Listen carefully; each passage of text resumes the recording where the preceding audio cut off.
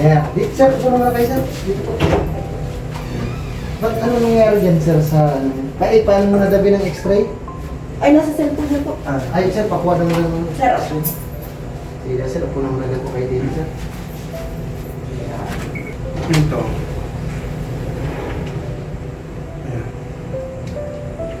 Ano pong sabi nung doktor po sa inyo? Wala daw problema. Ano sabi po? Sabi mo, wala man daw. Wala daw Oo, problema? di na nila ako in-admit. Hmm. Kasi nga wala daw ano. Sabi sa akin, kaya naman daw sa ano yun. Tawag doon. Yung pain reliever, pininom lang ako. Okay, Kaya sa bahay na lang talaga ako. Nga lang, so, hindi ko na nga lang siya maangat. Hindi mo yung mga yan. Oo, hindi na ako Kasi sir, huwag mo nang pilitin at baka may naiipit. Tapos ito yung naiipit eh. Oo, yan. Yung nararamdaman niya, sir. Yung masakit. So kapag nag-smile ako, Medyo... yung nagtatawa talaga ako. Oo, Nasakit na. Nasakit. Oo. Sir, last na tanong lang, sir. Yung kailan nangyari yan? Anong aksidente ka? Motor accident nung Saturday lang. Mga ilang araw na po? Mula nung Saturday last? Oo. Ilang araw na yun? Sa 1 week. 1 week and 2 days. 2 days. 1 week and 2 days. Tapos ang nararamdaman niyo parang, di ba, pag tumawa ka sa mga sakit, Oo. nararamdaman ninyo na umubo kayo na nagsakit ka, hindi pa. Di pa man ako Kaya niyo, sir, mag-ubo. Ubuhan. Oo. Oo, sige. Laksan niyo, sir. May ground, may ground. May kunting trip lang. Yun. Safe ko lang. Ito yung sa leeg. Meron ako sa leeg ko. Yan, tama. Yun ang gusto kong makita, yung sa liig. Ayan o. Yun. Ito, sir. Yung ganitong x-ray na ganyan, pag binasa ng orthopedic yan, automatic ang sasabihin sa inyo, cervical straightening. Ibig sabihin, sir, yung cervical mo, umi-straight na. Dapat naka-curve siya, parang ganun, no? Nakaganon siya. Yung titingnan mo sa iyo, naka-straight. Hindi na nga ako makapull up sa ano eh. Push up eh. Pero,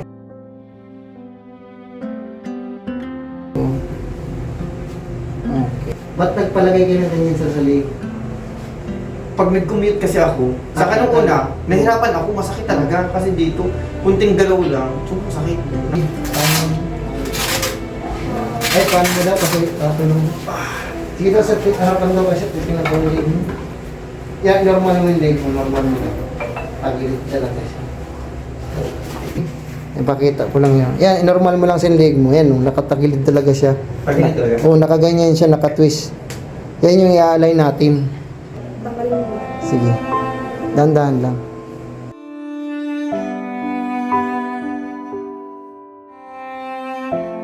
Sige, tapos tataob kayo dito, sir, sa butas. Ganun ba? Oo, diyan sa may butas, sir. Taob ka. Kaya mo? Kaya mo ano? Dahan-dahan, alalayan mo. Sige, alalay lang, sir.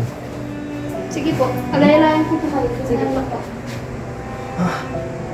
Kaya po ba? Tanggalin lang po. Masakit. Sige. Ikaw nga, Bi. Ako maalalay. Madali yun. Masakit. Sige, sir. Sige, sir. Sige lang, sir. Sige lang, wait. Sige lang.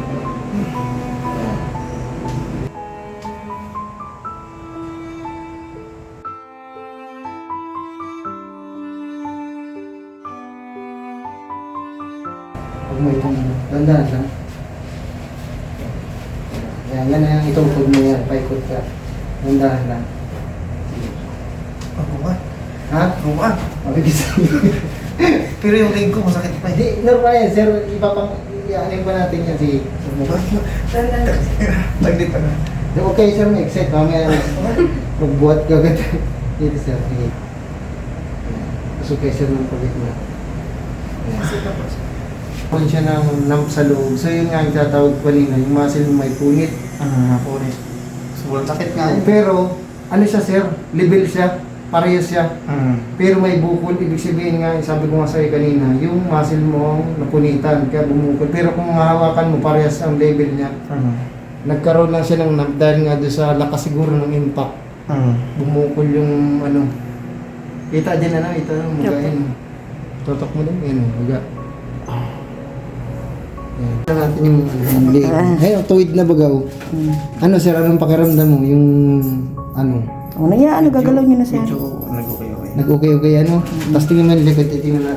Apat na yan, pantay na siya. Ayun kasi tagilid, pantay na siya. Kaya na. Okay na sir, pantay Ayun, na. ayun, pantay na. Walang problema sir yung ano mo, layo para makita mo yung buhok.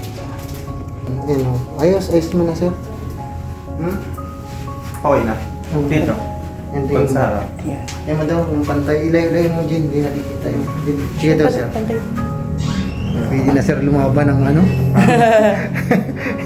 Pwede na. Okay na. Ayun, suot niya. Gabos. Ayan, inatid na po natin si sir.